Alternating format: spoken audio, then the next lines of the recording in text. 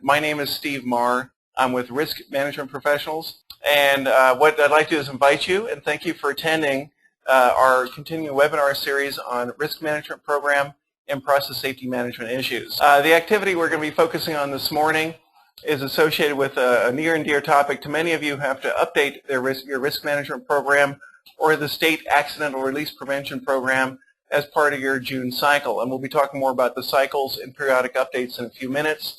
As I speak, and also my other speaker also works with me. What we're going to be focusing on today is an overview of the prevention program and common deficiencies. The key thing is we're going to try to help you in preparation for your 2014 submittals. Risk management programs and many of the state programs do have periodic cycles, 5-year cycles to be exact, of when submittals need to be updated. And many people are on the cycle associated with their June updates, their 5-year cycles that began in 1999. The key speakers are going to be myself, Steve Maher, and also Colin Schultz, and we'll be reviewing some of the aspects of the plans, background information, the things that get people into trouble, and also what you need to do to prepare for the 2014 submittal, especially if you're starting late. And also, many of you are aware of there's a lot of regulatory initiatives right now associated with updates to the PSM programs and the various RMP programs, and especially in California, refinery issues. We're going to briefly overview at the end and maybe help you a little bit about where things are going. A little bit about our company. This is this outreach program where we do webinars is an outgrowth of our consulting activities. We do have a long-standing reputation for helping people pull together PSM and RMP programs, and a lot of people especially call us in to help them with their process hazard analyses and all the various nuances associated with that, such as LOPA and some of the advanced quantitative risk assessment. We got a variety of locations. Our main headquarters is in Irvine, California. But yeah, enough about us. Most of you are familiar with us, and we may have worked on some of your projects. What we're going to be discussing today are some of the key program elements of safety management systems, how they overlap, and how this feeds into the cyclical nature of keeping these things updated. The second major topic are talking about the key requirements, what needs to be done to keep them up to date, and also what gets people into trouble with respect to deficiencies and things that they can get cited for. Preparing for the 2014 updates, many of you have to do it in the fairly near term. There's a lot of scheduling issues, logistical issues that you need to keep in mind, and we want to overview a few of those. And as I mentioned before, some of these changes, some of these programs have various changes that have been proposed by the various agencies that regulate the programs. I wanted to overview what's happening, what's on the near horizon, and where things are going to hopefully make your efforts a little bit more efficient. Then, of course, we're going to end with a question-answer session where you'll have an opportunity to submit questions to the speakers, Colin and myself. So let's talk a little bit about the program elements and overlap. I like to start with this slide because it keeps me grounded in terms of the importance of the effort that everybody is involved in process safety management. Basically, this keeps me grounded in terms of how important the job is that we're doing, and the unfortunate tragedies that have spurred these type of activities. Everybody's involved in process safety management, risk management programs, has a very important function to do, and getting these programs together is more than just a paper exercise. It's really conducive towards improving the not only the performance of your facility, but also the health and safety of your employees and the people who work there. This slide, there's a couple of takeaways from this. What you're looking at is a history of the evolution of some major programs of onshore process safety management and RMP in the United States, offshore SEMS programs, safety environmental management systems, also for federal waters in the United States, and also internationally, the application of safety cases that was brought about by the accident, the tragedy of Piper Alpha in 1988. All these various programs, it's a reflection of human nature.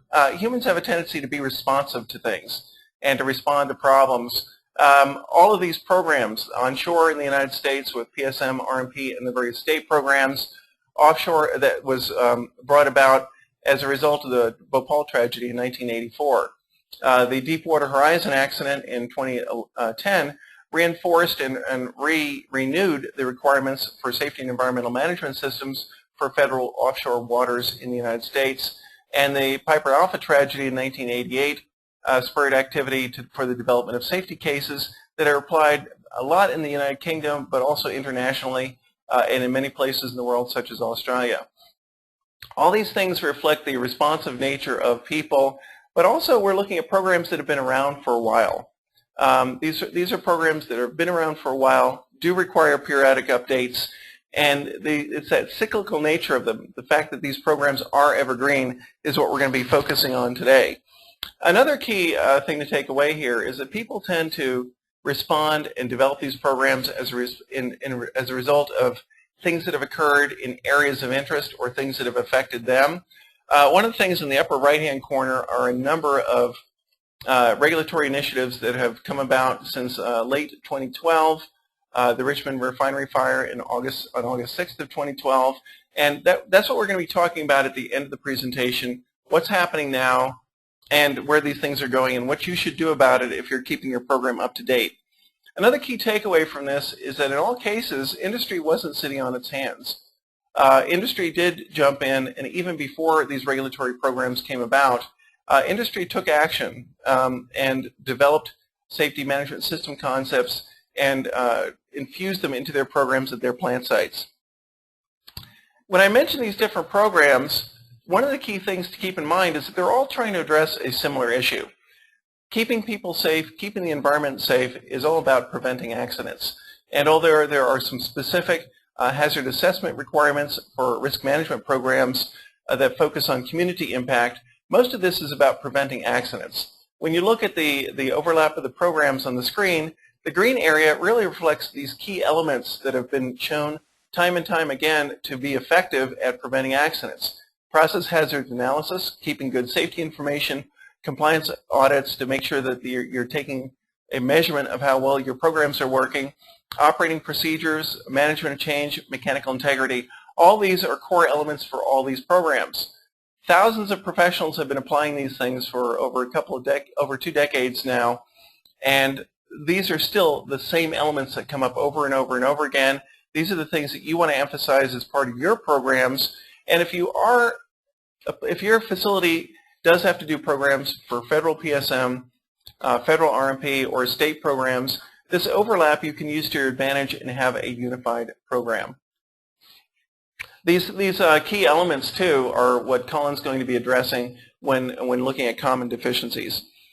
This slide is for reference only, but it really emphasizes the commonality between, in the first column, well, in the center column, API Recommended Practice 75, and the 30 CFR series for safety environmental management systems. That's offshore facilities, but overlapping with OSHA, that's responsible for protecting employee safety, and EPA, that's responsible for looking at the safety and environment associated with the community.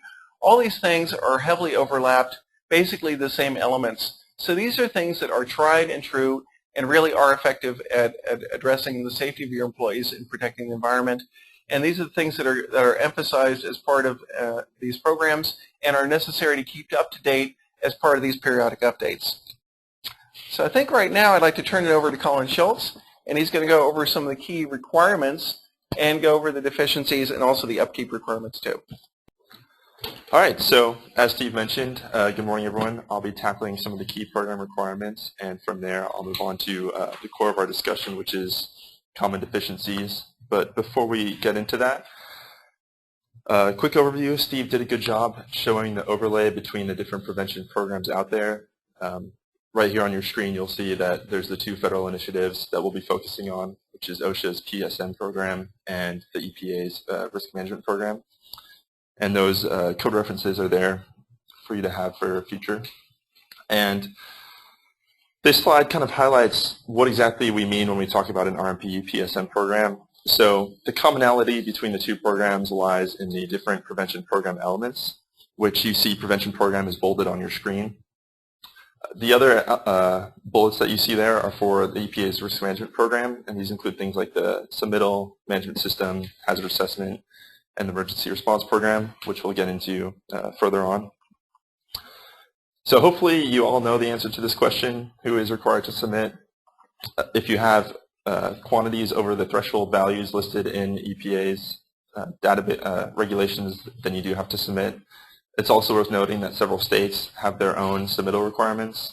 Here in California, they have their own CalARP program, which is the corollary to the EPA's RMP program. They have their different threshold values than the federal programs. I know Nevada, New Jersey are some of the other states as well that have these programs. So similar to the matrix you saw previously, this is here for your reference, and it shows how the EPA and OSHA programs are very similar. You can see the code references for each of the different elements. There's a lot of overlap, and the key point to take away from this is that you can have one program to satisfy both requirements. So as Steve did a good job this morning kind of highlighting the purpose of these programs, I'll reinforce that. Why do we have this stuff? It's to ensure that people and facilities working with highly hazardous chemicals implement policies, procedures, and day-to-day programs to try and prevent releases of these highly hazardous chemicals. And to accomplish this, there's a lot of different things that facilities have to comply with, which falls into training, documentation, maintenance, operating procedures, etc. And these things will go into more detail as we continue this morning. So Steve mentioned that this is a pretty important year, 2014, and June is a time frame in which a lot of facilities do have to resubmit. And so this slide is for your reference, and it's some of the key periodic requirements that facilities have to comply with. So you'll hear me say this multiple times this morning.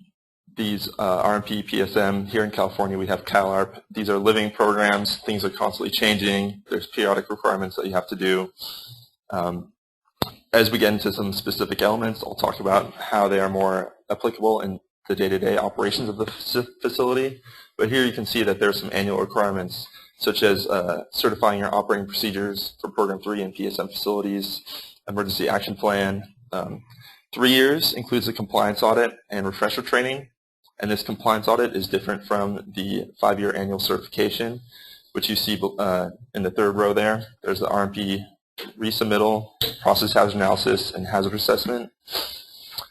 And then it's also worth noting that there are some non-incidental changes that could trigger a resubmittal or a correction, and we can get into more specifics later on.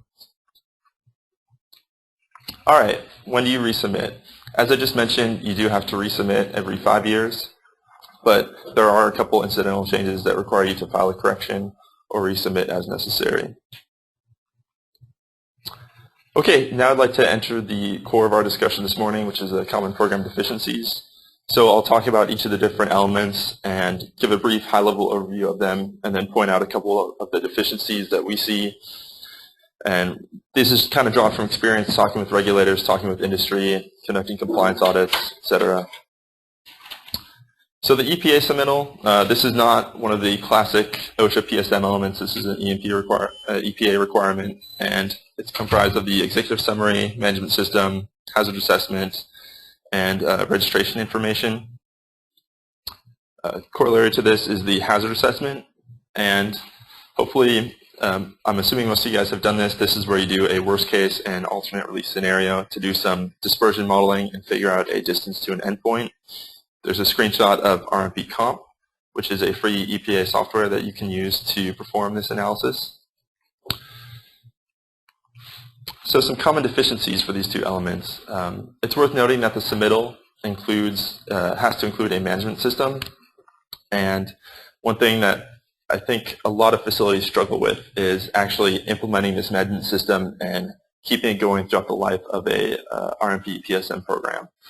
So when I say management system, I mean someone at the facility, maybe EHS manager or plant manager or somewhere along there, needs to be in charge of implementing a PSM program. From there, they don't necessarily have to be in charge of every single element. They can go ahead and delegate. But what we're looking here is we want facilities to have names associated or positions associated with each of these elements to ensure that someone's interest is vetted in making sure that this is completed. Each of the prevention programs is prevention program elements, keeps going with its periodic requirements and its day-to-day operations. And that's something that we see is lacking quite a bit, where a program is set up 5 years ago, someone was put in charge, and then over the years that person left and no one picked up the slack, and the management system's completely in shambles. And this really signifies a complete gap in a lot of the other prevention program elements. And I'll keep referencing back to this management system when I talk about the individual program elements as well. And again, RMP submittal is required at the very least every 5 years, and we do work with a lot of facilities who seem to forget this requirement, and so we're trying to remind everyone, all the folks out there, that 5 years is the periodic requirement.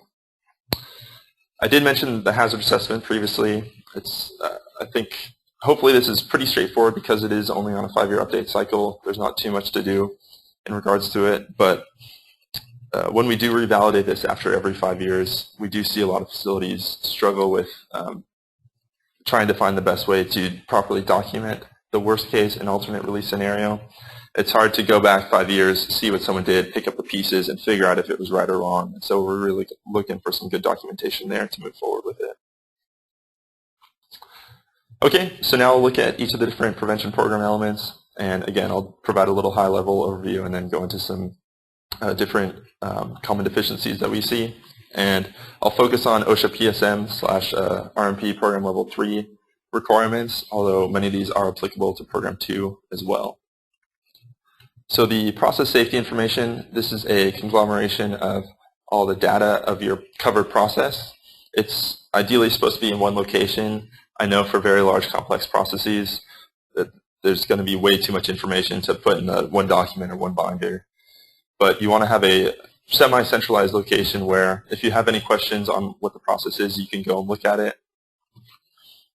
And I did mention that these are all living documents. The PSI definitely is one of these things throughout the life of a process as people are making changes to it, doing construction changes, changing operating limits, control set points, shutdown set points, etc.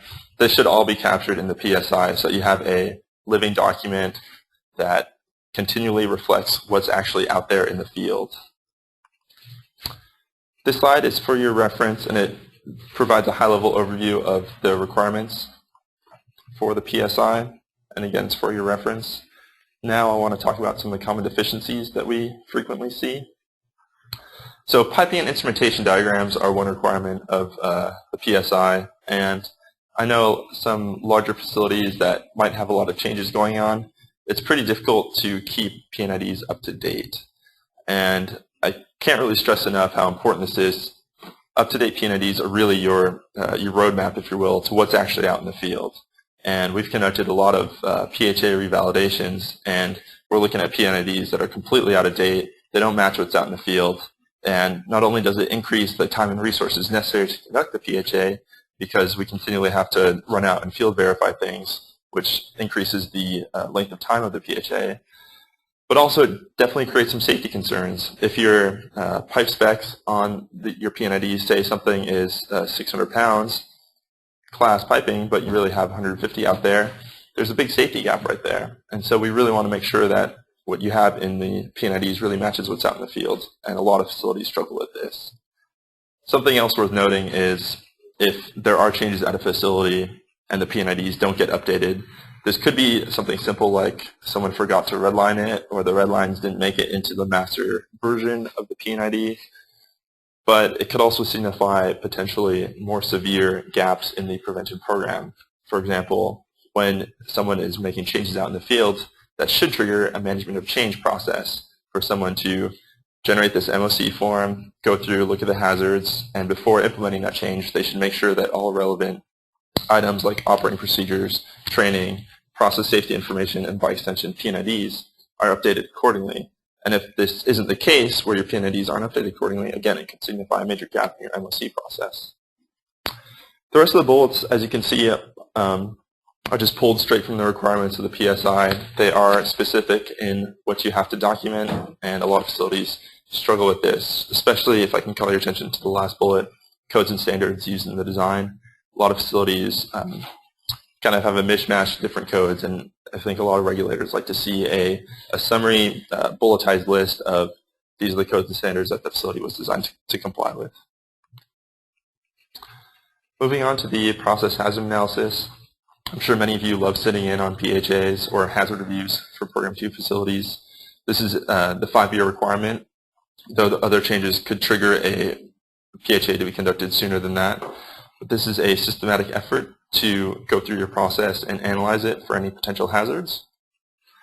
And as you're doing that, you identify safeguards that you have in place to mitigate those hazards. And if safeguards aren't present, then that's typically when you would issue a recommendation to close that gap and make sure that that hazard has been mitigated. And so you can see that the output of the PHA is recommendations. There's a lot of different tools used to conduct your PHA or hazard review. You can see on your screen this graphic on the left-hand side. It shows some of the less complex tools that can be used for a lot simpler processes, things like checklists or what if and more qualitative discussions. And then for much more complex facilities or processes or groups of people that want to do a bit more quantitative analysis and try and put some numbers on what their risk actually is, there's more complex tools like fault tree analysis, LOPA, ETA, etc. It is worth noting that as you get into these more complex processes, the scope of the PHA also will increase because due to increased time requirements, more personnel need to be involved in the process and so on. So some common deficiencies with the PHA.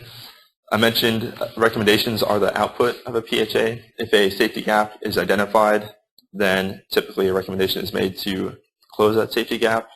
And I can't stress how frequently we see facilities struggle with closing recommendations from the PHA, or at the very least documenting the closure of the recommendations from the PHA. So I did say that recommendations are crucial to close safety gaps identified in the process hazard analysis. Typically the reason you have a recommendation is because there's a safety concern. And if a facility isn't closing these recommendations, you're kind of defeating the whole point of conducting a process hazard analysis in the first place, because you're not closing those safety gaps or implementing safeguards, etc. So I can't stress how important this is. And I'll talk more about recommendations later, and you'll see that this is a common trend for all these prevention program elements. Also, 5-year updates not being done on time. Other things can also trigger a PHA, like significant changes through the MOC process and so on. And if, again, as I said with PNIDs, if there was a significant change to the process, but there's no record of a PHA, that could potentially signify a gap in the MOC program. All right, moving on to operating procedures. On your screen, you should see the different modes of operation required by the regulations. And on the next screen, you'll see additional requirements for operating procedures. These include things like operating limits and consequences of deviation. Also things like safe work practices, walkout, tagout, confined space entry, and just general safety and health considerations. It's also worth noting that if you do have contractors, your procedures do have to apply to them, or their procedures have to at least match your procedures. So some common deficiencies that we see here. The first bullet on your screen, procedures outdated or annual review not performed. For PSM facilities and RMP program level 3 facilities, operating procedures have to be annually certified to be accurate or up to date. And this is a big gap that we see, and a lot of facilities struggle to comply with this requirement. And typically, when I've interfaced with regulators for this this requirement, they like to see by certification signature sheets with dates. And I know this can be quite a challenge for facilities that have a large number of operating procedures on the order of thousands if they have multiple covered processes. And the way that I've noticed facilities kind of cope with this is each procedure will have a cover sheet with a signature and a date on that, and they stagger it so throughout the year different teams of people review these procedures and certify them annually, so you don't have to do a huge chunk of 1,000 at one time. If you're a much simpler facility and just have maybe half a dozen procedures, then a simple cover sheet on your operating procedures binder could suffice, and then you just have a line item for each year where you can go through and check those off. And also tying this back to the management system, the management system hopefully defines who's in charge of keeping the operating procedures up to date and compliant with the PSM RMP requirements. And if the annual certification isn't performed, then that could signify that whoever's in charge of that element or in charge of the PSM program as a whole, there's gaps in that management system and that needs to be closed. Something else worth noting on the third bullet, each phase of operation, for example, temporary operations, not documented. For a lot of simple facilities, there are no temporary operations. If you go back 2 slides, you can see those different phases of operation, things like initial startup, normal operation, normal shutdown, emergency shutdown, etc. If those things don't apply to you, that's okay. You can state temporary operations, we don't have any. There are no temporary operations at this facility. The real intent here is just to make sure that any modes of operation of your covered process, be it routine, non-routine, transient, dynamic, steady state, whatever, just have a documented way to safely operate your process. Okay, the training element. The training element is supposed to ensure that all of your employees working on or with your covered process or can somehow affect your covered process are appropriately trained to do so. And this training is kind of like a catch-all term. It's supposed to encompass general safety training, PSM awareness, operating procedures, maintenance procedures, your emergency shutdown, and maybe your emergency action plan, and so on. The regulations require that each employee must be initially trained and then have refresher training every 3 years. And towards the bottom half of your screen, you can see the documentation requirements for training. And that last bullet, the means used to verify that the employee understood the training, we see gaps in that a lot. When I do compliance audits, I'll review training records, and a lot of training records I see have the date and have the trainer, the trainee, the covered topic, and I can interview operators and they can tell me all about it, but the training documentation doesn't actually document how the trainer knew that the trainee had properly understood the material. And this could be in the form of quizzes. If you have quizzes, perfect. This could be in the form of demonstrative or an oral examination or just a discussion. But the point here is you have to document it. It's also difficult for facilities to track who needs to be trained when and where and on what topics. For much larger facilities, there's a lot of great software out there that helps you train that. For smaller facilities, they might struggle with knowing when to do this. And I see a lot of facilities using Excel spreadsheets, just a simple training matrix. It's also worth noting that a lot of facilities do refresher training on an annual basis, just to make sure that their employees are up to date on the PSM program. Okay, mechanical integrity and maintenance.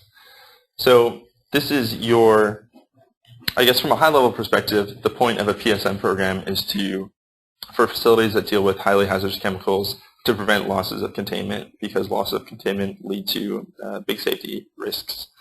And mechanical integrity is supposed to be a group of policies and preventive maintenance procedures, including inspections and tests, to ensure that your equipment that's touching the covered process, touching the highly hazardous chemical, is being robust and treated appropriately. You don't want to have a fix-it-failure maintenance strategy like you see on the screen. I've definitely worked with some facilities who, when I ask for their mechanical integrity program, they really tell me, I wait until it breaks and then I replace it. And that defeats the whole purpose of a PSM program, because if it breaks, there's a high chance that you're going to have a loss containment. And again, once you have a loss containment, there's real safety concerns that can happen. I also want to point out that the bottom bullet, if you do use a contractor to do your mechanical integrity, either you or him has to have a documented schedule of all the inspections and tests that he's performing, and if the contractor has it, you have to have a copy and you have to ensure that it complies with the regulations. So again, this is a written program. I mentioned the contractor, if he has a written program, you have to have a copy of it and make sure it complies. And earlier in the training section, I mentioned that you have to ensure all of your employees that are involved in maintenance have to be appropriately trained in the procedures and how to perform those maintenance activities. And if you look at this graphic, you can see it kind of tries to capture a range of difficulties that facilities have in regards to mechanical integrity. For a lot of simple facilities out there that have a very small covered process and they might just have one maintenance mechanic, their mechanical integrity program might be comprised of his memory, him remembering to change a pump seal, to inspect things at X intervals, to look at the pressure vessel once every 5 years. If you have a much more complex facility, you're probably on the right-hand side. We're using a computerized maintenance management system, or a CMMS, to try and capture all of this information. And I think this figure provides a pretty good high-level overview of what you want to take away from a mechanical integrity program. This is a circle, and you can see at the last item there, there's feedback, which kind of feeds back into the development of the mechanical integrity procedure. So let me give you an example. If you're doing your regular inspections and testings on your equipment, and you notice that, for example, corrosion rate on a section of piping is a lot higher than you would anticipate for the service that it's in, then that should feed back into your inspections and testing.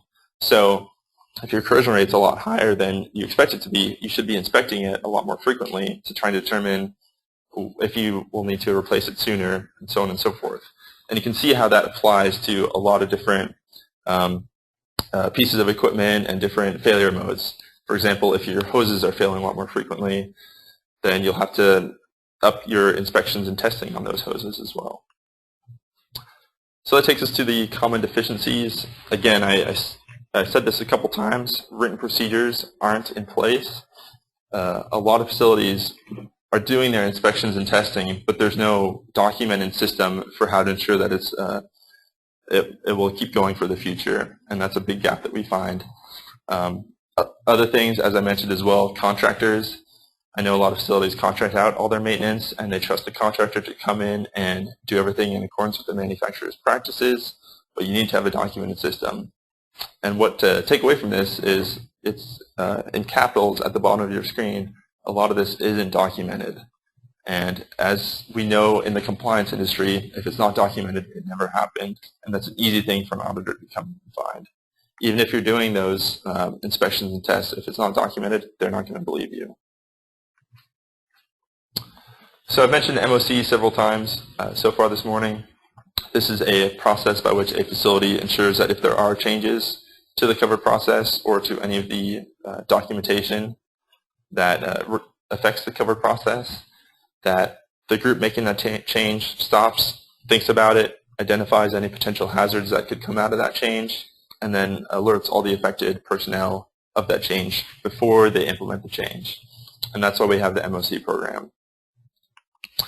So common deficiency that we see here is MOC procedure not followed or not followed to completion, I think is also important to note.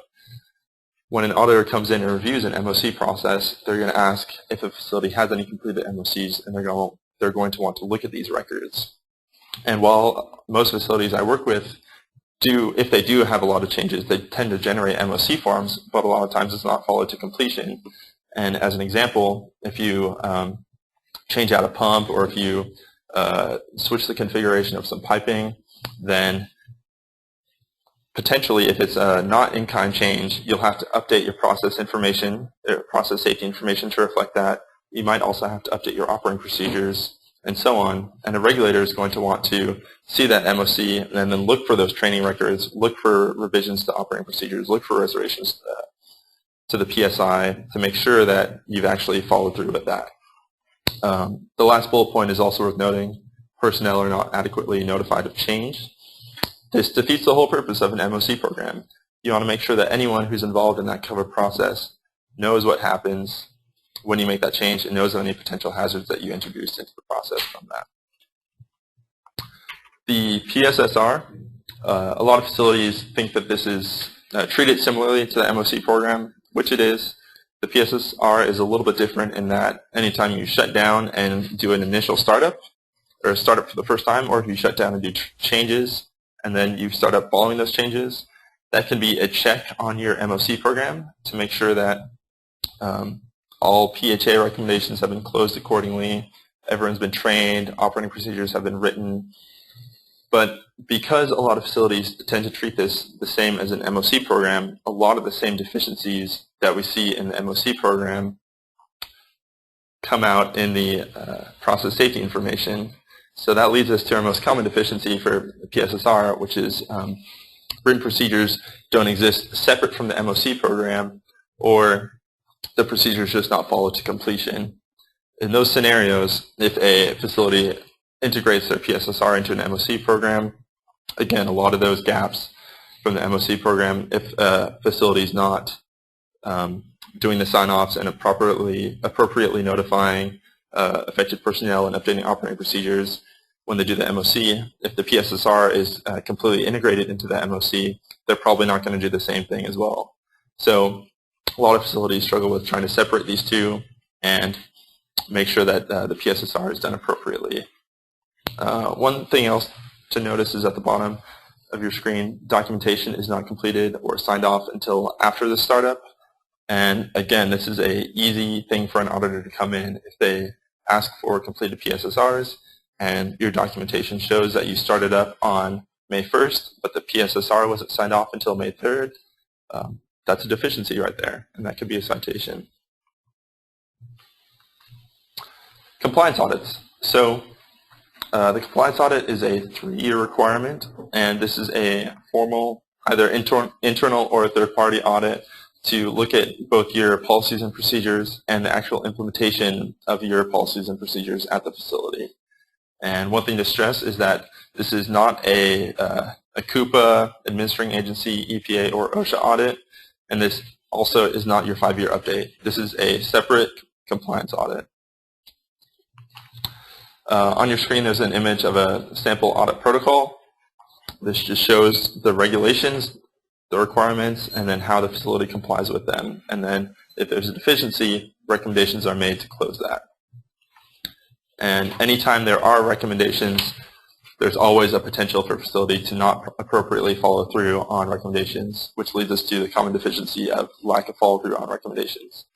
This is an easy thing for an auditor to come in, ask for completed compliance audits, and see those recommendations, and if there's no documented resolution on those recommendations, that's a citation right there, or at least a notice to comply. A lot of facilities also get confused with whether or not compliance audits are part of the 5-year resubmittal process, or if the fire department comes in for routine inspection, they might consider that a compliance audit, but it's not. The compliance audit is its own separate thing, and it has to be done every 3 years. Reviewing previous compliance audits, we've also seen that some facilities, when the audit is conducted, they only look at the policies and procedures, but don't actually look at supporting documentation. And I think that's a pretty big gap, because when an auditor comes in, for example, a regulator comes into a facility, they're going to ask for completed MOCs. Even if your MOC procedure to the T is compliant with regulations, if you're not actually implementing it at the facility, then you're out of compliance. And that's the gap right there. Okay, moving on to incident investigation. The purpose of the incident investigation element is to ensure that anytime there is an incident at the facility related to the covered process, it gets investigated and some root cause analysis is performed in order to try to prevent that incident from occurring again. The regulations also point out that near misses should be investigated as well. And you can see in red on your screen that incident investigations have to be started within 48 hours of the incident. If a regulator comes in and performs an audit on a facility and notes that an incident occurred on May 1st, but the incident investigation did not occur until May 4th, for example, then that is not in compliance with the regulations. So I mentioned near miss, and I'd like to go into a little bit more detail about that. There's a lot of ambiguity in regards to what a near miss is, and a lot of facilities don't necessarily do incident investigations on all near misses. And this slide has some examples, and the first two examples, a PSV relieving or a ESD valve actuating, these are safety functions built into your process meant to prevent releases from occurring. And I think a lot of facilities don't necessarily do incident investigations when these safety functions are activated. And I think it's there should be at least some level of documentation and investigation into these scenarios occurring, because if these safety functions weren't there, then you would most likely have a loss containment and a release. And so if this does happen and you do have a release, then you would perform an incident investigation to try and identify the root cause. However, you can that's a lot more reactive instead of looking forward. If you do an incident investigation when the relief valve lifts, then you can identify the root cause problem and you don't have to wait for the relief valve to fail and get a loss containment before you identify that root cause. The regulations are also clear in what the incident investigation report must include. They're here in your presentation for reference. And some common deficiencies that we see here.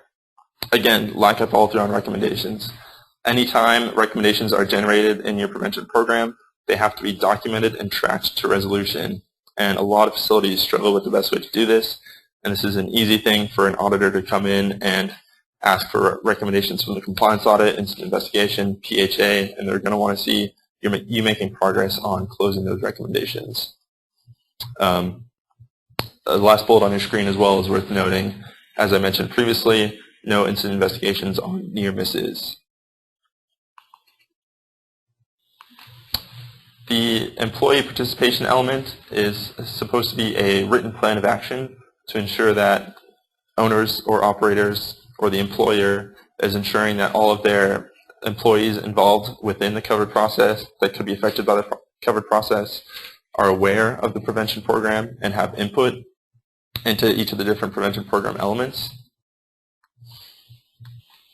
Some common deficiencies that we see here include things like a written plan not in place.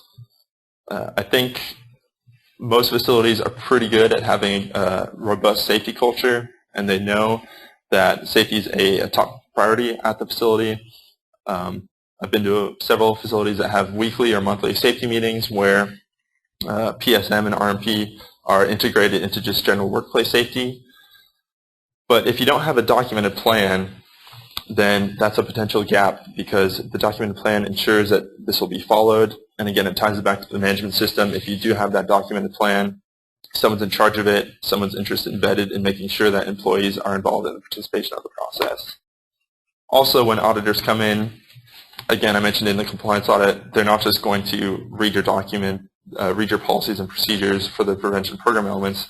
They're going to want to look at implementation of those prevention program elements as well. And they'll accomplish this by interviewing operators or maintenance mechanics who are involved in the covered process. And this really ties into the employee participation element as well. The hot work permit, moving on, is relatively straightforward. This just says that if you do hot work on or near a covered process, you have to have a permit in place that complies with OSHA requirements. And I think one thing that we do see here is a lot of times facilities use contractors to do their hot work, and we do see that the hot work permit procedure may not be accurately followed during those circumstances, and so you just want to make sure that everyone's on the same page in regards to the appropriate way to conduct hot work. So I've mentioned contractors multiple times this morning. The purpose of the contractors element is to ensure that the owner or operator of a covered process of highly hazardous chemicals implements the same policies and procedures to any contractors that they would to their employees working on that covered process. And so this requires that employers, when selecting contractors, do things like look at their safety records, make sure that they're appropriately trained, periodically evaluate them to make sure that they're complying with all the requirements. Contract owners as well have to ensure that their contractors are appropriately trained, have to make sure that they're aware of all the hazards that they're working on. And a lot of documentation can be generated from the contractors element because they require things like periodic evaluations. They require things like you to make sure that contractors are appropriately trained. And so an auditor is going to want to come in and see documentation of these periodic evaluations and training certifications. And a lot of facilities struggle to comply with this. So lack of documentation is a big deficiency that we see here. The emergency planning and response element I'm guessing most of you are not first responders. If you are first responders, then that's typically what's called an emergency response plan, and that lays out all the steps, and there's a lot of requirements that go along with it. I'm guessing, again, most of you are not first responders, so you would have what's called an emergency action plan, and the requirements are that you coordinate with your local fire department or the community emergency response program to ensure that whoever is responding, if you do have release, knows about the hazards of the process and the best way to combat that release. And some of the deficiencies that we see here is just general confusion of emergency response versus emergency action. If you're not first responders, then that means you're not supposed to respond to any major releases at your process. You should just notify the appropriate authorities and evacuate. Second bullet, I think, is pretty important. Contact information not up to date. I've reviewed some emergency action plans, and looking back, it was written 5 years ago, and all the emergency contacts are out of date. The phone numbers are wrong, and this defeats the whole purpose of having an emergency action plan in the first place. In an emergency, you don't want to think. You just want to be able to read a high-level thing of just who to notify and then evacuate. And if those notification numbers are incorrect, then that's going to definitely create a lot of potential hazards. This is also an easy thing for an auditor to identify. If phone numbers are wrong or contact information is wrong, that's a citation right there. Again, I can tie this back to the management system as well by saying if the emergency action plan isn't being updated appropriately, then whoever's in charge of that emergency action plan at the facility or the RMP PSM program manager as a whole, there's just a gap there that's not being addressed. So just kind of wrapping up the most common program deficiencies that we see here. If you've seen our presentations before, you're probably pretty familiar with this pie chart by now. But this just highlights some of the select OSHA citations. And you can see the elements that I stressed in the beginning, like operating procedures, PSI, PHA, technical integrity, are really the big ones that kind of drive a lot of OSHA citations. And in your screen here, one last time I'll say it, the most common program deficiency is addressing recommendations. This can come from compliance audits, PHAs, incident investigations, MOCs, etc. But a lot of facilities struggle with this. Many times I've done a PHA 5-year revalidation, and as part of that, we review the previous PHA's recommendations, A, to make sure that they didn't identify any major hazards that we may have missed, and B, just to make sure that they've been closed. And I've definitely helped several facilities close out 5-year-old recommendations as part of my 5-year PHA reval, which, again, back when we were talking about PHA, I said it kind of defeats the whole purpose. Why are you doing a PHA and generating these recommendations if you're not going to follow through on that? Something to note is FedOSHA has provided some guidance on how to address PHA recommendations.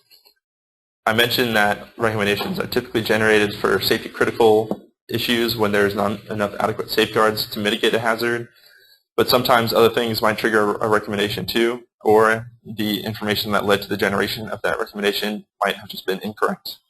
And in those cases, you can justifiably decline recommendations using the guidance on your screen, and that's there for your reference.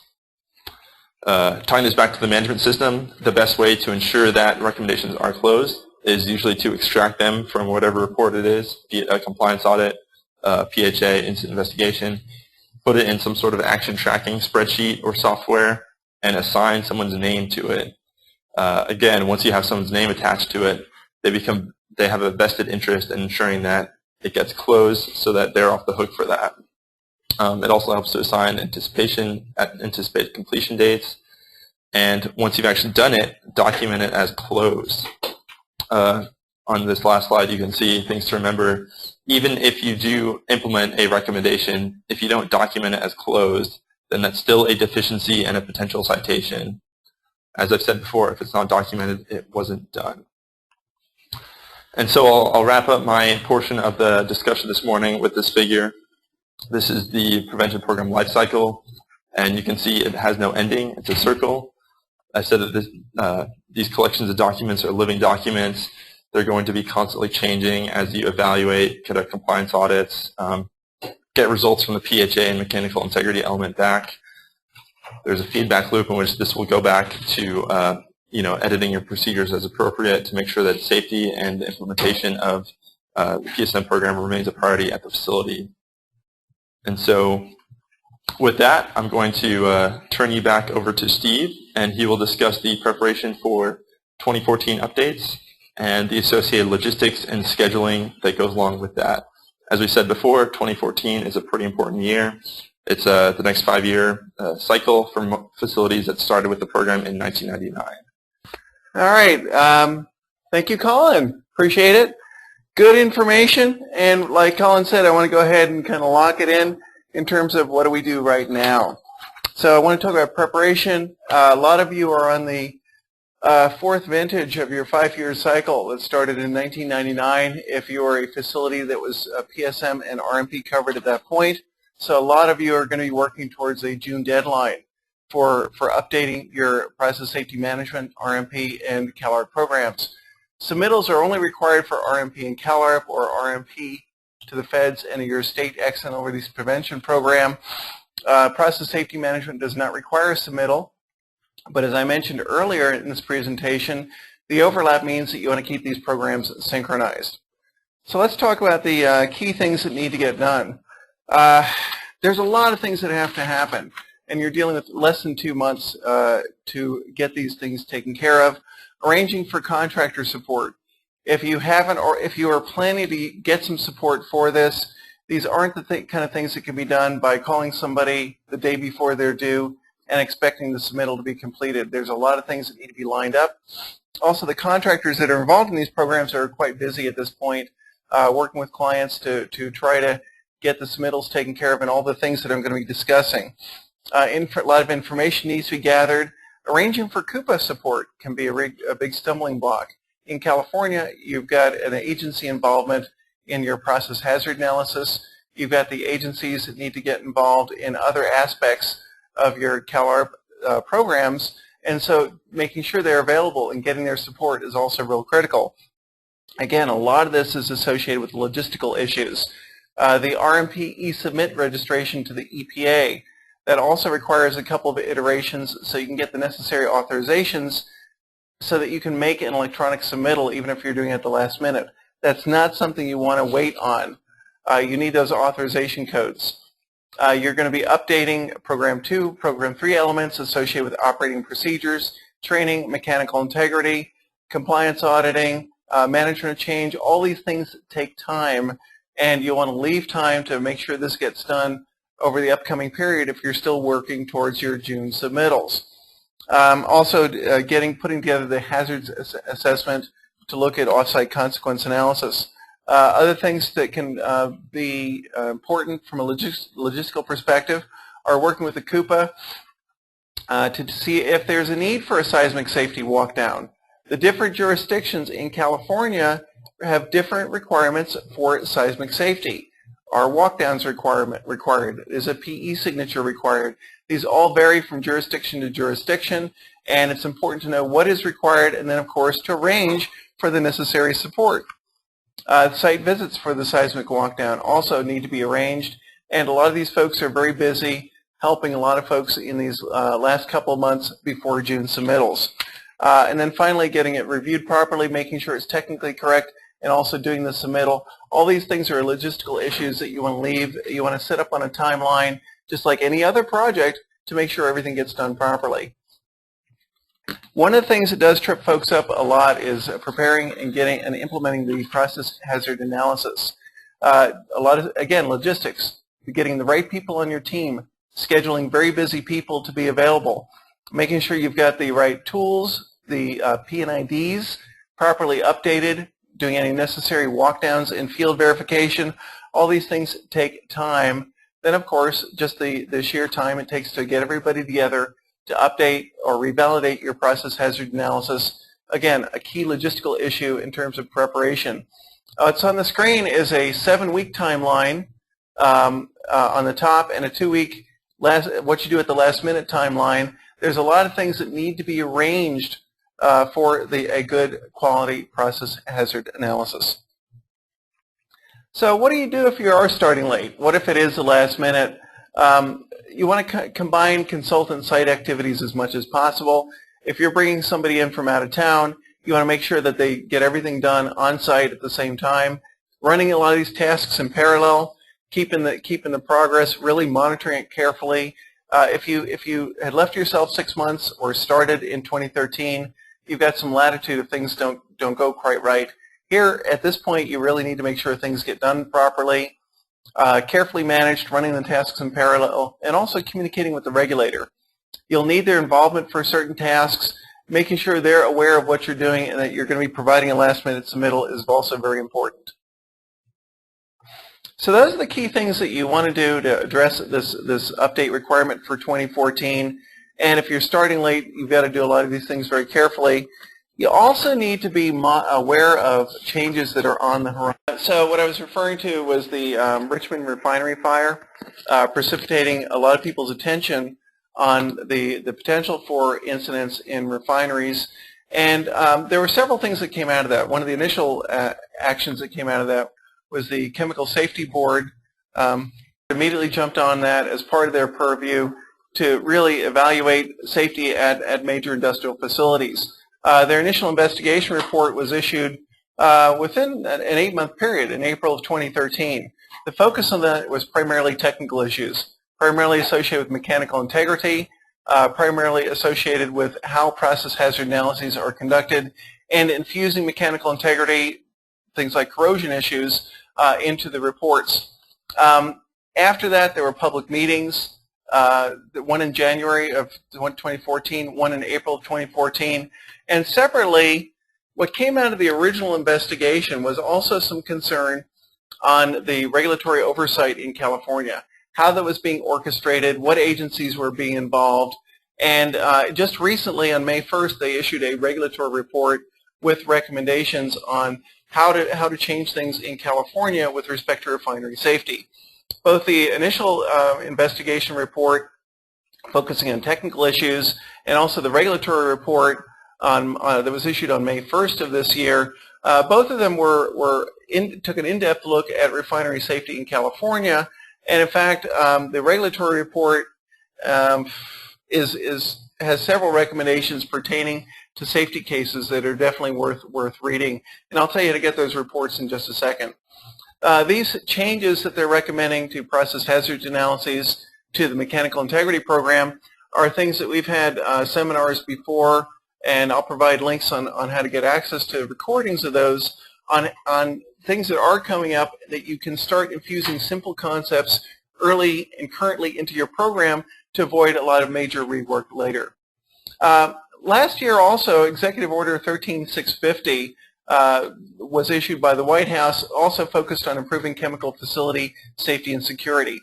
The key emphasis point on that was to establish working groups between the different federal agencies to take a fresh look at process safety management, risk management programs, CFATs, and other related activities to see if they needed to see some upgrades. As part of that, federal OSHA has issued recently a request for information. The comments deadline was March 31st. Risk management professionals did comment on several of the topics. There were 17 that were focused on changes to process safety management that they characterized as modernizing it. The federal OSHA request for information topics, CSBs, all these are precipitating from what's perceived to be some weaknesses that contributed to the Richmond refinery fire in August 2012. Federal EPA is also working in parallel to OSHA to go through and also look at updates to their program. California Office of Emergency Services has had an ongoing program to look at changes to CalARP, the California Accident Release Prevention Program. All those things are things that should be considered when you're working on your program to try to anticipate the changes that make sense and you can infuse now to minimize a lot of updates that you might have to do later on.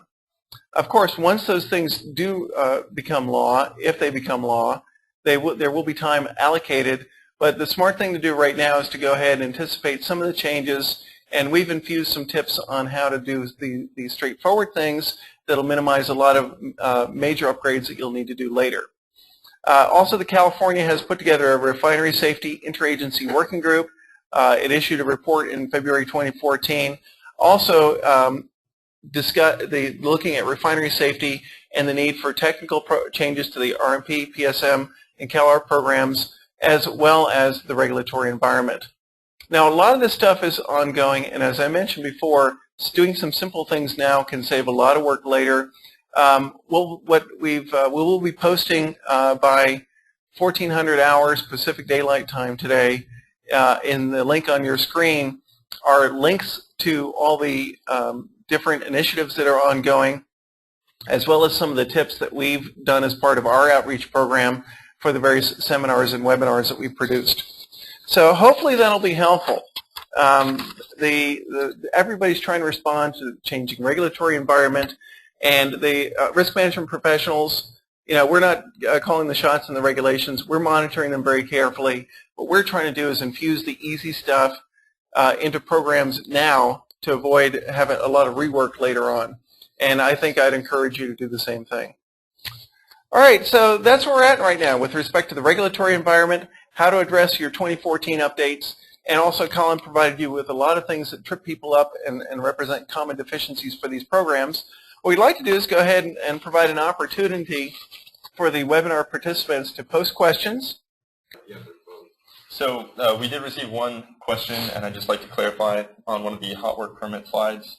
I believe it said slightly contradictory information. Keep the hot work permit on hand for the duration of the hot work, and also keep the hot work permit on file. So the requirement is to keep the hot work permit on file for the duration of the hot work operations. So that means that once hot work is completed, you don't necessarily have to have the hot work permit, maintain it in your records. But I know a lot of facilities do keep that for 6 months or a year, just so that if there are incidents following the hot work, you can go back and show that you did have that permit on hand. Do you have anything to add, Steve? No, I think that's good. Okay. Next question. Any word when CalARP submittals will be required to be put on CERS? So no, I'm not following that. Have you been paying attention to that? I haven't. And yeah, CERS, the question was if there's any word on when when CalARP submittals will be submitted via CERS. And CERS is the program that a lot of facilities submit their hazardous materials business plans to. It's the electronic state program, and I don't have any information on if CalARP is going to migrate that route, but we can look into that. Well, and the one thing that is pretty clear is if that is going to happen, it's some time off. Just implementing the business plans on CERS did take quite a bit of time. I would not count on electronic submittal for your 2014 submittals or anything in the near future, and there will be plenty of notification before that happens. Next question. Is risk ranking required during a PHA? The question was, is risk ranking required during the PHA? And the answer is yes.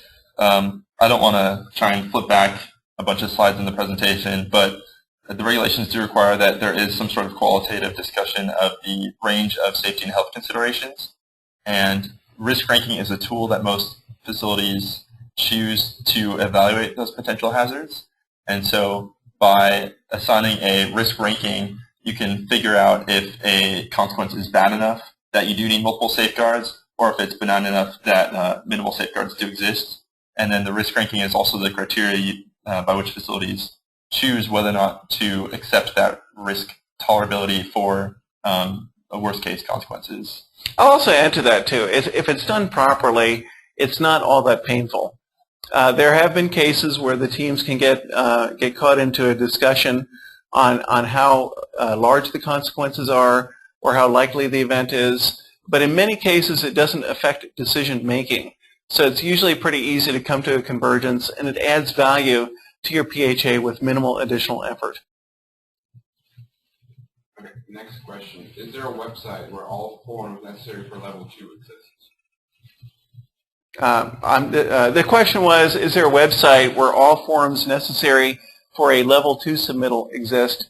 I guess I'm not aware of any. And also in many cases, this isn't an exercise for filling out forms. It's these things like operating procedures, things like the hazard review that are required for a program level 2 are all very specific to the facility.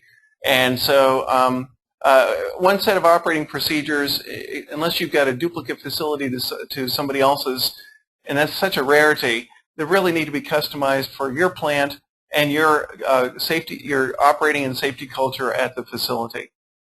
Did you want to add to that? Yeah, I guess one of the things too is there are some guidance documents on the EPA site that provide some background information, and also, more importantly, what the EPA auditors are looking for.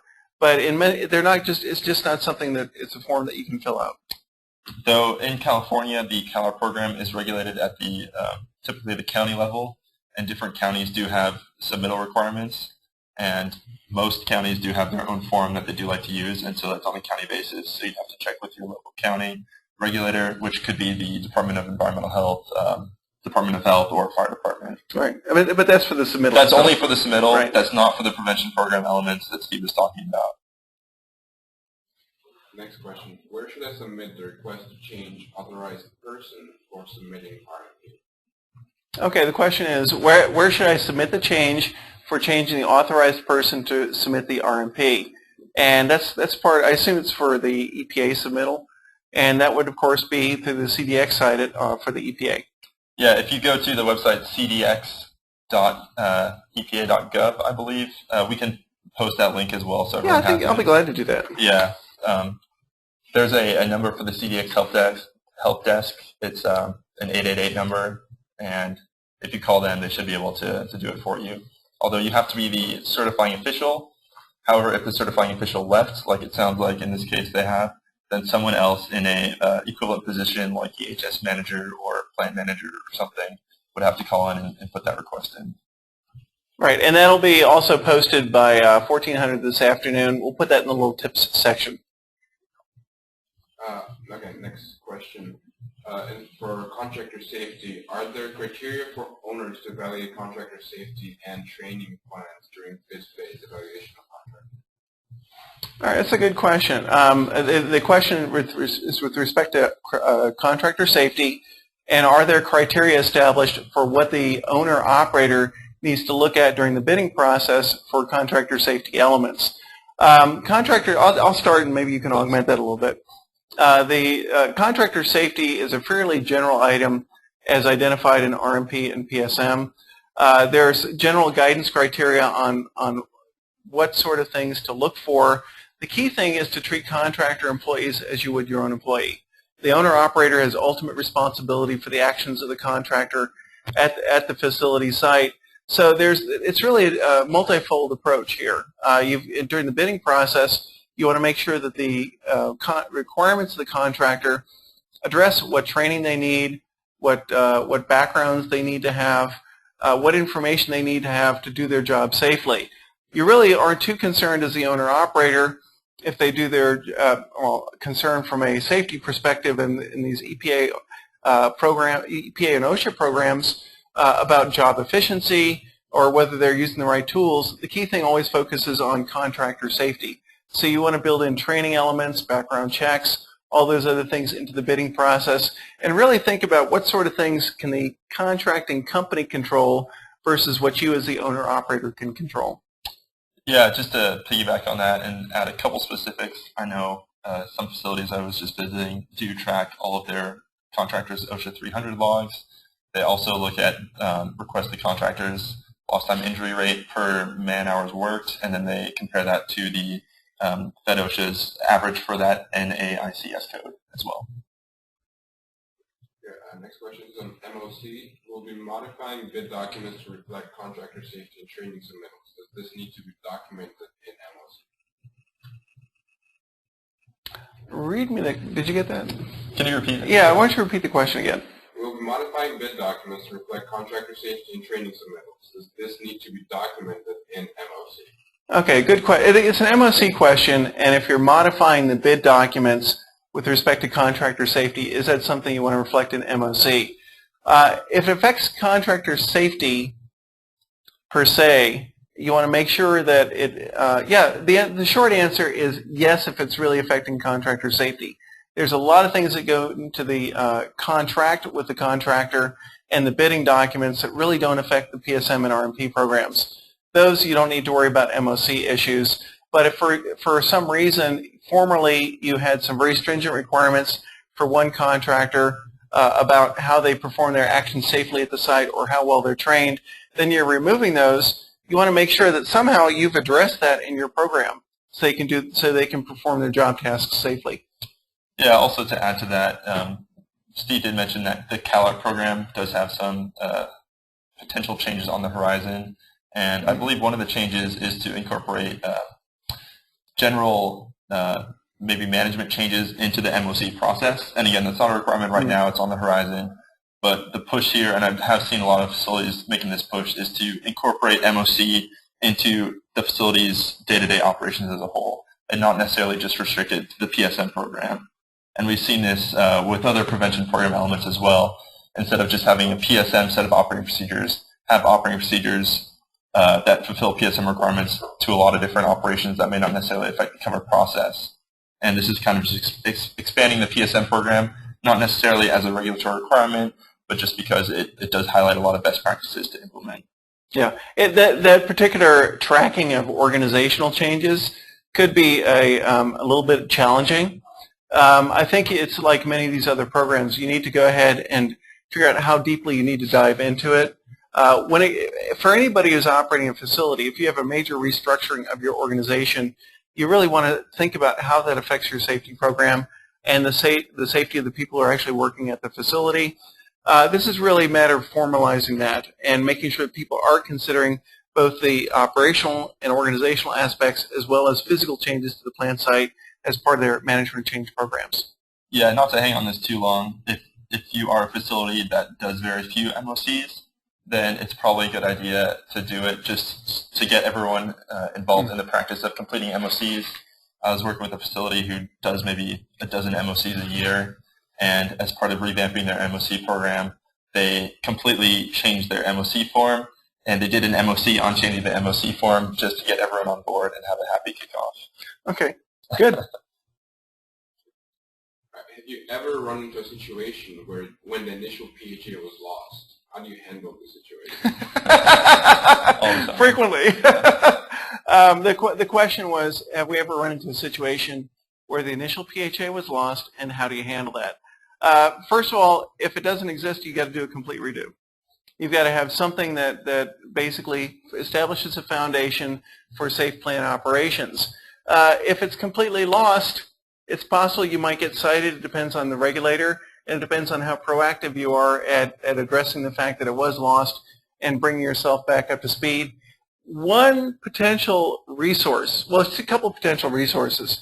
First of all, as contractors who do a lot of PHAs, we find that we keep better track and records keeping for a lot of these things than many of our clients. So if you had a contractor doing your PHA, you give them a call. Chances are they've kept records and are happy to help you out. Also, some of the CUPAs in California require a more extensive submittal than the EPA does. The EPA only really requires data elements and an executive summary. In California, a more extensive submittal is required. In many cases, PHAs were part of that submittal, and in many cases, the CUPA kept the documents, so you might be able to also get some information there. Nothing to add. Okay, Steve, you mentioned several logistical challenges associated with PHAs. Which do you consider the most significant challenges? I think the most significant challenges for PHAs, as well as managing a PHA team to get the job done, of course, facilitating a PHA. For those of you who've attended our HAZOP series on doing a HAZOP and facilitating these things, know it's quite a challenge. But in terms of just getting the job done, it's really a matter of getting the right people on board, getting the right people on the team who you want on the team who've got the right background information, and also getting the CUPA on board. All those are key logistical challenges for the PHA. And also something that's often not done very well. We tend to get P&IDs, piping instrumentation diagrams, at the very last minute. There is a lot. Do not underestimate the effort involved with doing the appropriate field walkdowns, getting the P&IDs updated, so that when the PHA, when you're ready to sit down for the PHA, you're good to go and you can do a good job. Yeah, I'd just like to stress the last point. If Steve wasn't going to say it, I was going to say it. The most common thing that I encounter facilitating PHA is P&IDs aren't complete, they haven't been field verified, or we just don't receive them in time, and people haven't looked at the P&IDs after quite extensive periods of time. From a quality perspective, it's obvious that that's the right thing to do. What you're also going to find out is any time that you invest with a single individual going out to the plant site to make sure the P&IDs are updated, that time will give you good dividends from a productivity perspective from the team.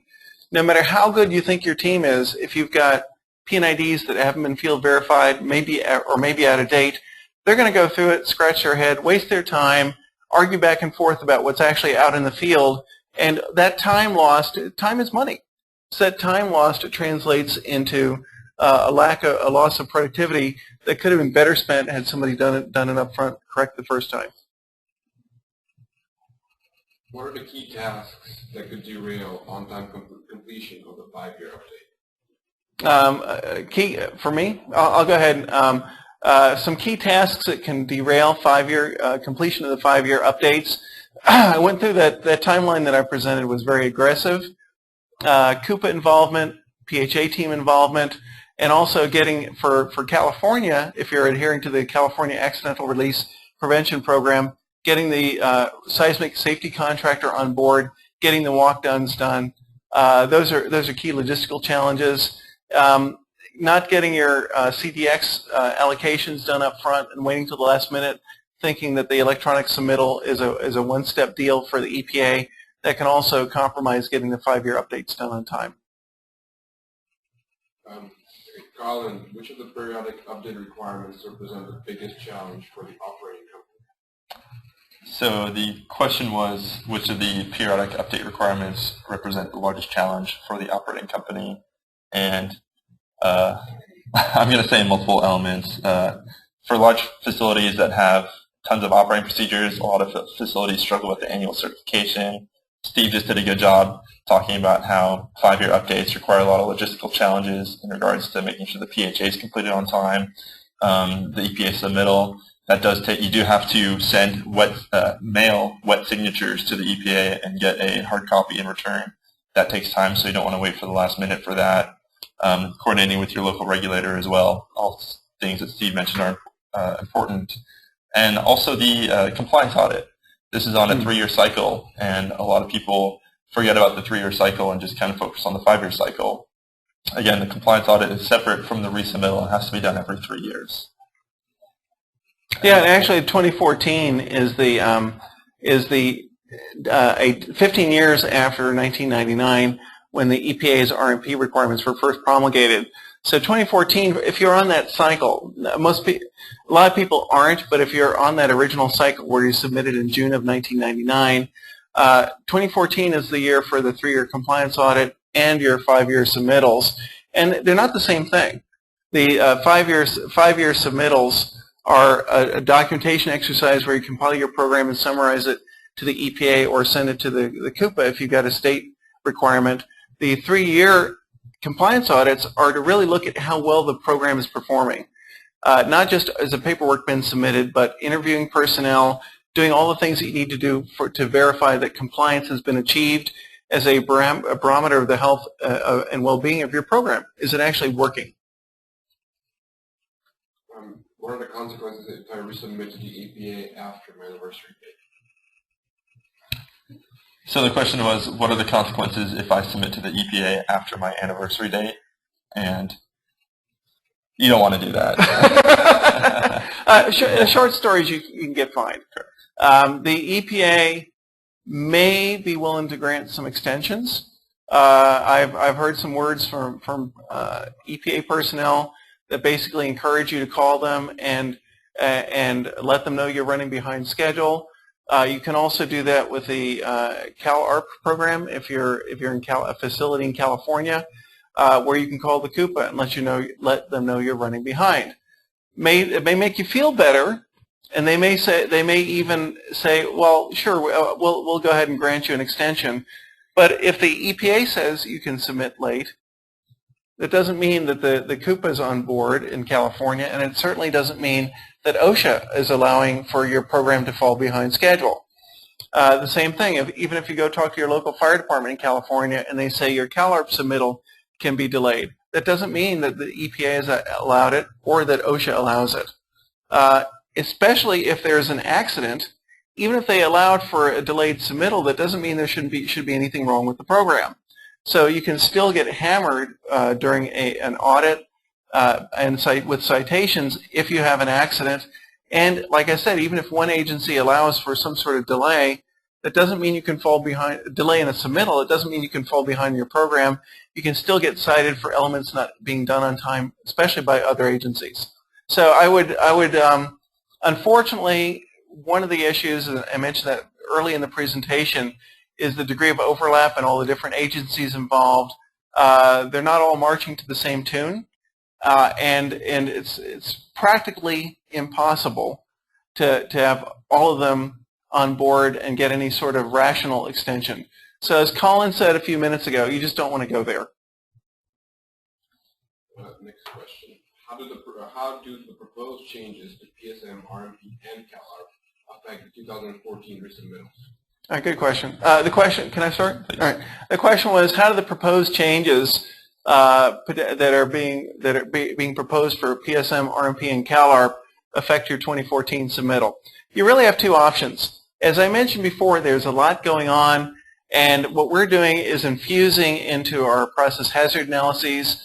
When we put programs together, we're infusing elements into the program to anticipate some of these changes that we know are going that we know are going to come into play, and if by doing it now, you're going to save rework later.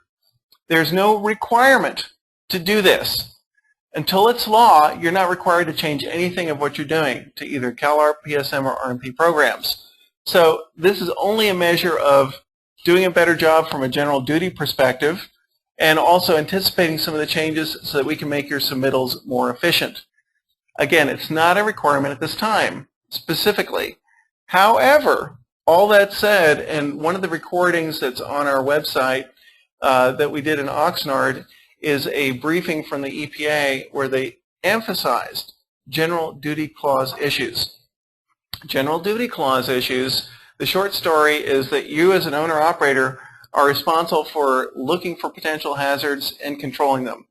Whether it's a covered chemical or not, whether you're above the threshold quantity or not, you've got a fundamental responsibility to protect the health and safety of your employees. That also means being aware of events that have occurred in industry, potential deficiencies that have been uncovered. So, for example, if you're aware of corrosion issues that have occurred in industry and you're not addressing them, whether you're covered or not, whether it's part of your submittal or not, you can be held responsible for that as part of the general duty clauses that are part of the EPA regulations. So all that said is no specific requirements to change anything.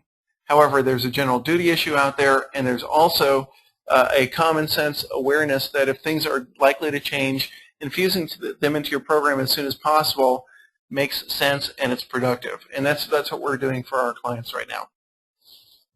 Did you want to answer that? No, thank you. Okay. Alex, anything else? If there's one more. So RMP submittals, total, is that for total employees at plant, normal day-to-day, or actual totals, which happen weekly, monthly, at some point? So I believe the question is, one of the requirements for the EPA submittal is there's a line item that asks for the number of full-time employees at the plant or facility. And the question was kind of asking to shed light on if that's total at any given time or total during contractor activities. Does that sound correct, Alex? I think so. Okay.